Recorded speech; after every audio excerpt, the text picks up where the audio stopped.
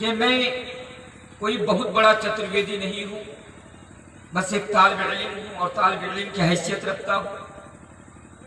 بس میں آپ کے سامنے آیا ہوں، لیکن یہ وعدہ کرتا ہوں آپ لوگوں سے کہ جب تک میں آپ لوگوں کے بیچ رہوں گا انشاءاللہ تعالی، اور جتنی بھی میری باتیں ہوں گی وہ تمام کے تمام قرآن اور صحیح حدیث کے اندر صحیح ہوں گی۔ تو آئیے، زیادہ وقت نہیں ہے، میں ڈائریکٹ مضمون کی طرف چلتا ہوں۔ ہم اور آپ مسلمان ہیں، اللہ اور اللہ کے رسول پر ایمان رکھتے ہیں، ساتھ ہی ساتھ قیامت کے دن پر بھی ایمان رکھتے ہیں۔ اور میں آپ کو یہ بھی بتاتا جاؤں کہ یہ جو دور ہے، جس دور میں ہم اور آپ زندگی گزار رہے ہیں، یہ دور بڑا خطرناک دور ہے۔ ایک ہی لفظ یوں کہہ لیجئے کہ یہ دور فتنے کا دور ہے، قدم قدم پر فتنے ہیں، اور ان فتنوں سے جو انسان بچ گیا وہ اس دنیا میں بھی کامیاب ہو گیا اور آخرت میں بھی انشاءاللہ وہ کامیاب ہو جائے گا۔ اور ان فتنوں میں جو پڑ جائے گا اس دنیا میں، اس کی دنیا بھی برباد ہو جائے گی اور آخرت بھی برباد ہو جائے گی۔ فتنہ کسے کہتے ہیں؟ دیکھیے، اللہ تبارک و تعالی قرآن کریم کے اندر اس لفظ کو آزمائش کے معنی میں بھی استعمال کیا ہے۔ جیسے کہ جب آپ قرآن مجید کے اندر سورہ عنکبوت کی ابتدائی آیات دیکھیں گے تو آپ کو پتا چلے گا کہ اللہ تبارک و تعالی وہاں پر ارشاد فرماتا ہے۔ توجہ کے ساتھ سنیں گے کیونکہ میری آواز بیٹھی ہوئی ہے، کیونکہ مسلسل میں 18 اکتوبر کو گھر سے نکلا ہوں اور ابھی تک گھر جانے کا موقع نہیں ملا، لگ بھگ 1 مہینہ سے بھی زیادہ ہو گیا سفر میں۔ بہرحال آواز بھی بیٹھی ہوئی، اور اچانک آج جب سفر کر رہا تھا تو ٹھنڈی لگ گئی۔ تو آپ سے گزارش ہے کہ آپ لوگ توجہ کے ساتھ سنیں گے۔ اللہ تبارک و تعالی فرماتا ہے، الف لام میم احسب الناس ان يتركوا ان يقولوا آمنا وهم لا يفتنون۔ اے لوگو، اللہ تبارک و تعالی قرآن کریم کے اندر ارشاد فرماتا ہے، کیا لوگوں نے یہ گمان کر لیا؟ احسب الناس ان يتركوا ان يقولوا آمنا، کیا لوگوں نے یہ گمان کر لیا کہ انہوں نے ایمان لے آیا، اسلام کو قبول کر لیا تو اب ان کو آزمایا نہیں جائے گا، ان کی آزمائش نہیں کی جائے گی، ان کا امتحان نہیں لیا جائے گا؟ تو ایسا نہیں ہے۔ اللہ تبارک و تعالی فرماتا ہے کہ اے لوگوں، اگر دین کے راستے پر آئے ہو، اگر توحید کے راستے پر آئے ہو، اگر اللہ اور اللہ کے رسول پر ایمان لائے ہو تو تمہارا بھی امتحان لیا جائے گا، تمہاری بھی آزمائش کی جائے گی، تمہیں بھی ایگزام دینا پڑے گا۔ کون کہہ رہا ہے؟ اللہ تبارک و تعالیٰ کہہ رہا۔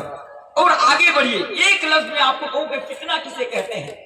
فتنہ ہر اس چیز کو کہہ سکتے ہیں جو چیز ہمارے دین کے لیے اور ہمارے ایمان کے لیے خطرہ ہو، ہر اس چیز کو جس سے بچنا بہت مشکل ہو، ان تمام چیزوں کو فتنہ کہہ سکتے ہیں۔ اسی دور کے بارے میں ایک حدیث میں آپ کے سامنے پڑھتا جاؤں کہ اللہ کے پیارے نبی جناب محمد رسول اللہ صلی اللہ علیہ وسلم اپنی امت کو آگاہ کرتے ہوئے یہ فرماتے ہیں، کیا فرماتے ہیں؟ بادروا بالاعمال فتنا، کہ اے میری امت کے لوگوں، اے صحابہ، بادروا بالاعمال فتنا، کہ لوگوں تم جلدی سے جلدی نیک اعمال کر لیا کرو، اے لوگوں تم جلدی سے جلدی نیکیاں کر لیا کرو، کہیں ایسا نہ ہو کہ فتنے کا زمانہ آ جائے، کہیں ایسا نہ ہو کہ فتنے کا دور آ جائے، کہیں ایسا نہ ہو کہ فتنے کا وقت آ جائے۔ اللہ کے نبی فرماتے ہیں کہ تم لوگ جلدی سے جلدی نیکیاں کیا کر لو، نیک اعمال کر لیا کرو، کہیں ایسا نہ ہو کہ فتنے کا زمانہ آ جائے۔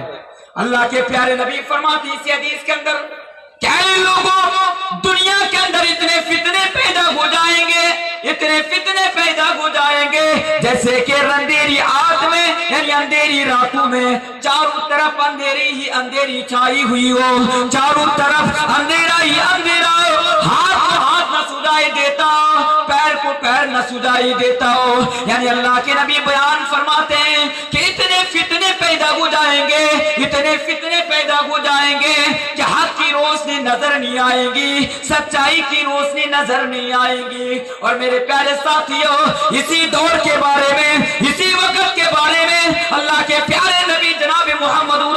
पढ़िए सल्लल्लाहु अलैहि वसल्लम बयान फरमाते हैं कि आदमी सुबह को मोमिन होगा, शाम होते होते काफिर हो जाएगा।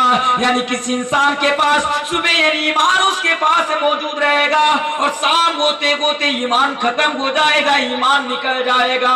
और अल्लाह के नबी ये भी फरमाते हैं कि दुनिया के अंदर इतने फितने पैदा हो जाएंगे, इतने फितने पैदा हो जाएंगे कि आदमी की नजर में दीन की कीमत घट जाएगी, आदमी की नजर में दीन की वैल्यू नहीं बचेगी, आदमी की नजर में दीन की हैसियत नहीं बचेगी। बस सोने चांदी के लिए और एक एक सिक्के के लिए इंसान अपने ईमान को बेच देगा, इंसान अपने ईमान को फरोख्त कर देगा, इंसान अपने ईमान को बेच देगा। तो पता ये चला कि जो दौर है ये दौर फितने का दौर है। आपको पता है कुछ दिन पहले आप लोग शायद टेलीविजन के ऊपर ये न्यूज आपको मिली होंगी, अखबारात के जरिए भी आपको जो न्यूज मिली होंगी कि बंगाल के अंदर चंद मुसलमानों को पैसा देकर खरीद लिया गया, चंद मुसलमानों को। और इससे भी वजाहत के साथ मैं मिसाल ये दूं कि अगर आप इस हदीस को फिट करना चाहें तो शाहनवाज हुसैन और अब्बास नकवी के ऊपर फिट कर लीजिए कि कुर्सी के खातिर, इक्तिदार के खातिर इन लोगों ने अपने दीन को बेच दिया,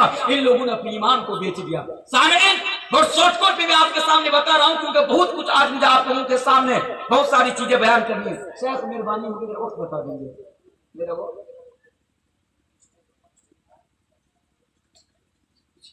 क्योंकि इसी दौर के बारे में एक और हदीस पर आगे निकल जाऊंगा इंशाअल्लाह, क्योंकि मेरे बाद भी तीन और दो मुकर्री को अभी आना बाकी है। क्या फरमा इसी हदीस के इसी दौर के बारे में सही बुखारी और मुस्लिम की हदीस अल्लाह के नबी फरमाते हैं, ऐ लोगों तुम्हारे सामने इतना खतरनाक दौर आ जाएगा, एक ऐसा दौर आ जाएगा तुम्हारे सामने इतना